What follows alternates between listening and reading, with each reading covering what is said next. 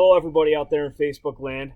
Got Zach Dodge here with me for another installment of Dad Bod Try Dude. I'm pretty sure everybody was sick of listening to me talk about my training week in and week out and hearing how it was the same every week. So instead of me talking about my training, I've got Zach here, who is an official Ironman now. And I'm going to do a two-part interview with him. The first one is just going to be his general experience with doing Ironman and leading up to it. The next section is going to be a more in-depth interview about what the training actually consisted of and how Zach went about his training. So, without further ado, I'm going to get into it with Zach. So, what got you into triathlon? Triathlon was 2013 May. Actually, your wife Kristen said, "Hey, Mr. Dodge, there's a duathlon coming up in Ogdensburg," and that was the first I heard of it. And I did my first duathlon on a mountain bike with it was a flat tire. It was like a mountain bike. I had no idea what I was doing. Getting after it. Got a flat tire. It was not a good experience. But from there, then that fall, I got a specialized road bike with you, and then I learned how to swim from you. So that's the whole triathlon experience is kind of humbling because you're not going to be good at all three of them, and you gotta like swallow your pride and be like, I suck at this, and it's gonna be okay. Yeah, and we're definitely going to get into that later, a little bit in this, and definitely in the second part of the interview. So you've always been a pretty good runner, but what was it like having to learn to swim and bike? Swimming, I remember I liked swimming because at that point I kind of was going through like a hip issue. So swimming was, once I learned how to do it, obviously, the first few times up and down you can't breathe, and then you figure out that you're not supposed to kick as hard. You learn kind of how to float and glide, and once I learned how to do that and I had less hip pain, I really liked the swim because I got exercise. The run was kind of bothering me at that point, and then I got on the bike, and overall the bike was good. We're working on getting a better relationship. But it's a slow process. It wasn't love at first sight with the bike. Is that what you're saying? It has not been. Even leading up to the Ironman, it was not. Still no love, but we're getting there. I think it's a step forward. I think that the swim really scares a lot of people. Everybody says, I don't really know how to swim. It's a long distance to swim. How did you get over that? How did I get over that? I think, well, I had a little bit of background of scuba diving, so I was kind of comfortable in the water before that. But you kind of just build, the breathing. If you get the breathing down, once you get the breathing down, everything comes a lot easier. There's just so many moving parts in a swim. There's a lot of coordination involved, and once you figure it out, it's not so bad. So just time in the water, right?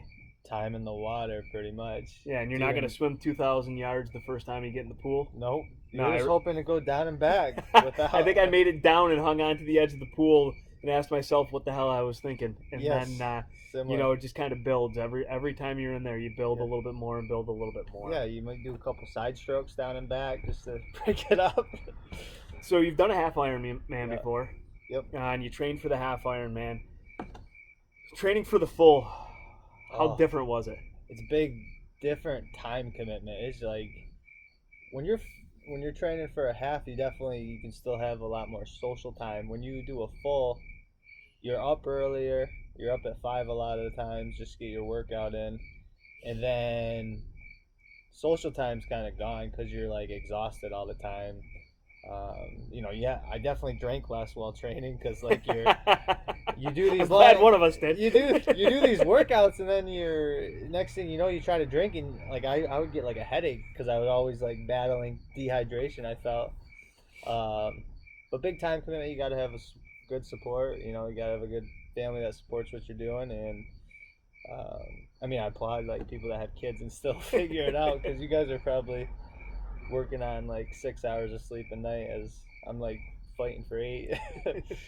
So it's pretty safe to say that you can do the half and not have too big of a lifestyle change. No. When you do the full, it's pretty much a lifestyle. Yeah. It's time consuming and Yep. almost all consuming. You still have time to do other things. You can still, it's not a full time commitment, but You definitely have to reconsider how you eat, how you. How you eat, how you sleep.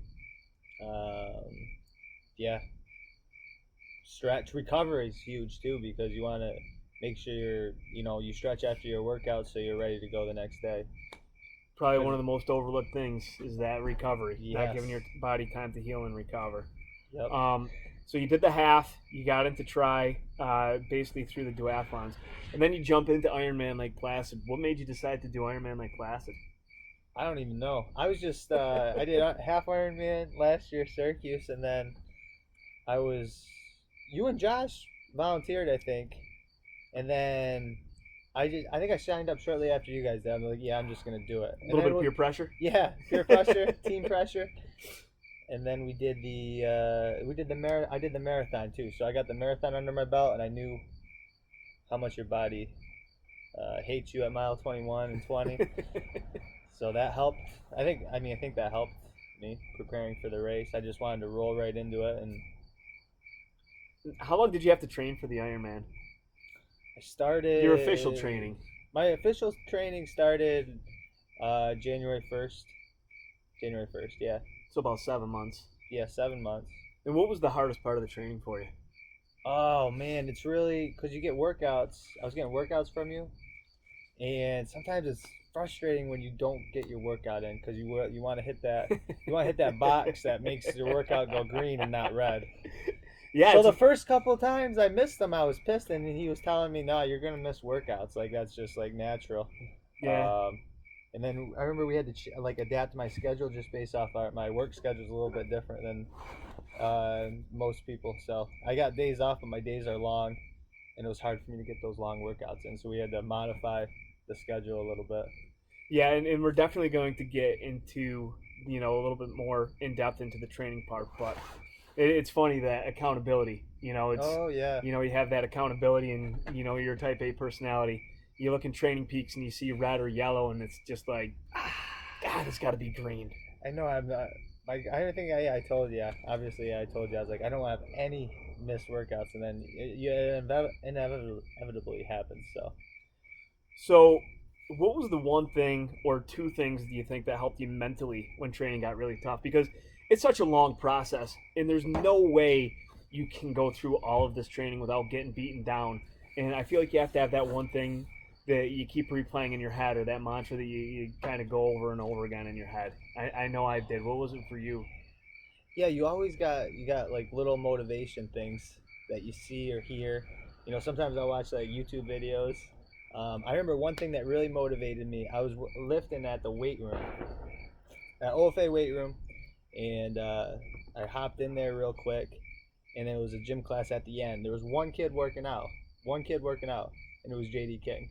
Nice. Still working out, and everybody else, is that towards the end of the period, but there was one kid still working out, and JD King by himself, and I was like, yeah, I can get after it. So he was inspiring to me. Nice. So you do all this training, 7 months.